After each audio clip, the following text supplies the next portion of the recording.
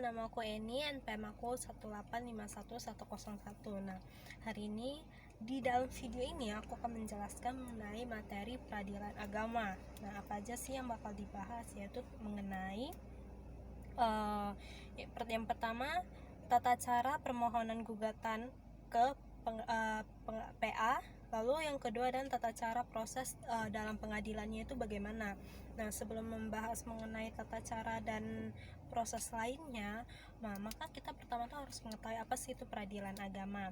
Nah, yang pertama, peradilan agama itu adalah peradilan agama itu merupakan salah satu pelaksanaan kekuasaan kehakiman di Indonesia di samping 3 peradilan yang lain, yakni peradilan negeri, peradilan militer, dan peradilan tata usaha. Dalam suatu peradilan otomatis dan tentunya pasti ada satu lembaga yang berfungsi untuk mengadili, yaitu pengadilan agama.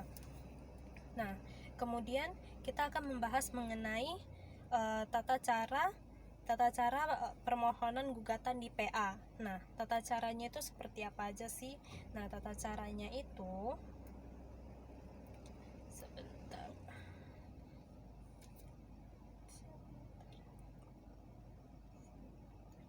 Nah, tata caranya itu kita mulai dari tingkat pertama. Tingkat pertama itu di mana pihak perkara datang ke pengadilan agama dengan membawa surat gugatan atau permohonan.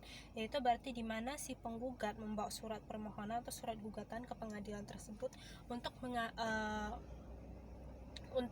mengadili suatu agar perkaranya itu dapat diadili. Kemudian yang kedua, pihak perkara mengharap petugas meja pertama dan menyerahkan gugatan atau permohonan minimal 2 rangkap. Nah, jadi pihak yang berperkara atau si penggugat ini dia harus menghadap petugas meja pertama dan menyerahkan apa aja sih surat-surat untuk melengkapi gugatannya tersebut. Nah, kemudian yang ketiga, petugas meja pertama dapat memberikan penjelasan yang dianggap perlu dan berkenan dengan perkara. Nah, berarti setelah dia mengajukan berkas-berkasnya dan yang lainnya, otomatis dari meja pertama itu mereka harus memberikan penjelasan kepada si penggugat apa aja sih yang harus dia lakukan dan bagaimana cara-cara yang lainnya.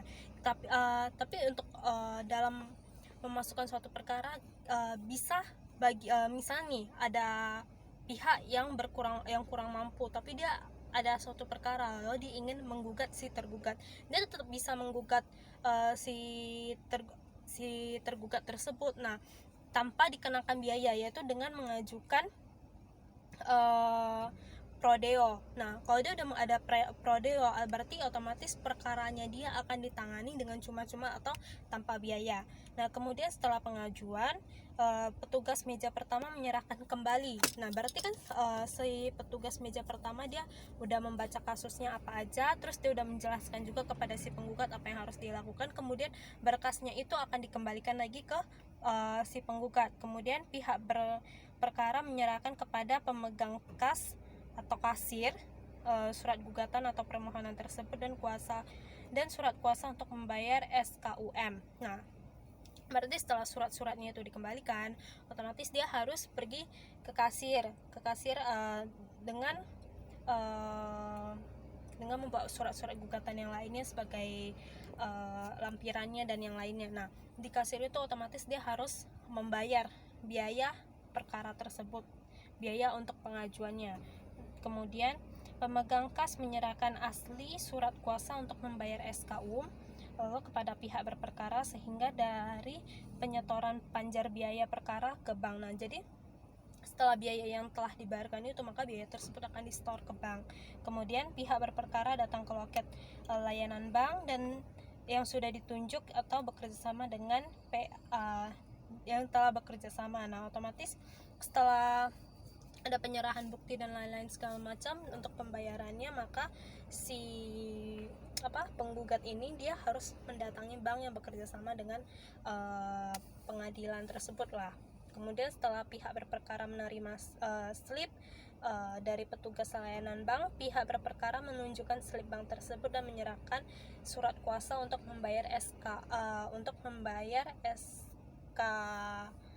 membayar kepada pemegang kas. Nah, berarti setelah udah dapat slip dia harus balik lagi untuk menunjukkan bukti pembayarannya.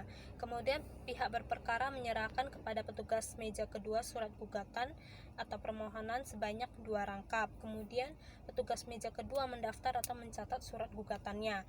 Kemudian yang terakhir, petugas meja kedua menyerahkan kembali 1 rangkap surat gugatannya. Jadi ada 1 rangkap yang dipegang oleh penggugat dan 1 rangkap lagi dipegang oleh pihak dalam dari pengadilannya tersebut lah.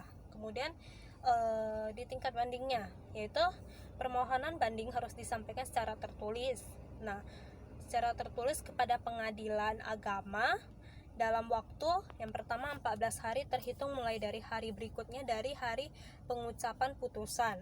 Kemudian ada 30 hari bagi pemohon yang tidak bertempat di kediaman di wilayah hukum. Nah, yang maksud dari poin kedua ini ya berarti dia diberikan waktu sebanyak 30 hari apabila dia tidak bertempat tinggal di wilayah hukum tersebut gitu. Misalnya diadilinya itu di Batam, tapi orang tersebut dia bukan orang Batam, dia orang dari misal luar kota, otomatis dia akan diberikan waktu sebanyak 30 hari. Kemudian membayar biaya perkara banding, kemudian panitera memberitahukan adanya permohonan banding, kemudian pemohon banding dapat mengajukan memori banding dan termohon banding dalam mengajukan kontra. Kemudian selambat-lambatnya 14 hari setelah permohonan diberitahukan kepada pihak lawan, panitera memberikan kesempatan kepada dua belah pihak untuk melihat surat berkas perkara di kantor pengadilan. Kemudian berkas perkara banding dikirim ke Pengadilan Tinggi Agama. Kemudian salinan putusan banding dikirim ke Pengadilan Tinggi Agama. Kemudian Pengadilan Agama itu menyampaikan salinan putusan kepada para pihak. Nah, setelah putusan memperoleh kekuatan hukum tetap maka panitera itu harus melakukan yang pertama untuk perkara misalnya untuk perkara cerai talak, berarti memberitahukan kepada penetapan hari sidang penyaksian ikrar talaknya itu kapan, lalu dengan memanggil pemohon dan termohon. Kemudian yang kedua untuk perkara cerai gugat misalnya, lalu berarti otomatis harus memberikan akta cerai sebagai surat bukti cerai selambat-lambatnya dalam waktu 7 hari. Kemudian dalam kasasi, berarti yang pertama tuh mengajukan permohonan kasasi secara tertulis ataupun secara lisan gitu mau Pengadilan Agama dalam tenggang waktu 14 hari. Kemudian yang kedua membayar biaya perkara. Yang ketiga panitera Pengadilan Agama memberitahukan secara tertulis kepada pihak lawan. Yang keempat pemohon kasasi wajib menyampaikan memori kasasi dalam tenggang waktu 14 hari. Kemudian panitera Pengadilan Agama memberitahukan dan menyampaikan salinan memori kasasi kepada pihak lawan. Kemudian yang keenam, pihak lawan dapat mengajukan surat jawaban terhadap memori kasasi kepada Mahkamah Agung selambat-lambatnya itu 14 hari. Kemudian panitera Pengadilan Agama mengirimkan berkas kasasi kepada Mahkamah Agung selambat-lambatnya dalam waktu tenggang 30 hari. Kemudian yang terakhir itu yang ke-8, panitera Mahkamah Agung menetapkan salinan putusan kepada Pengadilan Agama untuk selanjutnya disampaikan kepada para pihak. Nah, kemudian dalam hal ini itu ada 2. Setelah putusan disampaikan kepada para pihak, maka panitera Pengadilan Agama itu dia ada 2. Kalau apabila dia perkara cerai talak, maka memberitahukan tentang penetapan hari sidang penyaksian ikrar talaknya itu kapan. Kemudian apabila perkara itu misalnya perkara cerai gugat, maka memberikan akta cerai sebagai surat bukti selambat-lambatnya itu 7 hari gitu. Kemudian kita akan membahas mengenai cara-cara di pengadilannya itu sebagai apa, tahap-tahapnya dan lain-lainnya. Kemudian kita sekarang akan membahas tahap proses perkara. Nah, yang pertama itu pendaftaran perkara. Pendaftaran perkara itu dimulai dari pihak berperkara datang ke pengadilan dan membawa surat gugatannya. Kemudian yang kedua, pihak berperkara menghadap petugas meja pertama.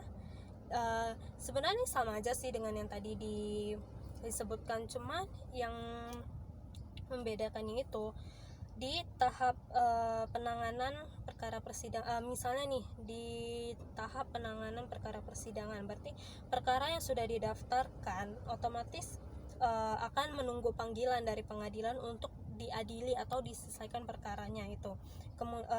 Tetapi ketika sebelum tahap itu dimulai, para perkara itu diminta untuk bermusyawarah, yaitu dimana untuk mencapai upaya perdamaian. Para perkara perceraian seperti contohnya perceraian nih,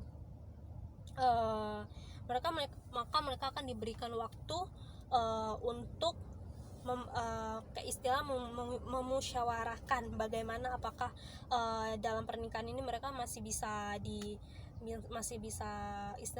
bisa ngomong baik-baik, atau memang kalau sudah tidak ada jalannya maka upayanya adalah perceraian. Kemudian jika memang udah nggak bisa damai lagi, maka masuk ke tahap berikutnya, yaitu pembacaan surat gugatan penggugat. Nah, setelah udah ada pembacaan surat gugatan penggugat, berarti tinggal jawaban dari tergugat. Nah, setelah ada jawaban dari tergugat, maka masuklah replik penggugat. Lalu kemudian setelah replik itu masuk ke duplik.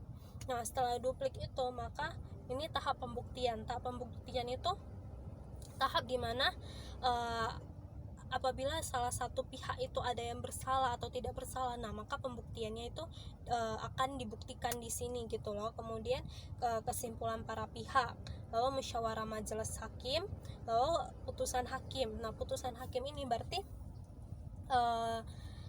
jawaban dari hakim apakah perkara ini bagaimana penyelesaiannya itu. Nah, jadi ini yang bisa saya sampaikan. Terima kasih.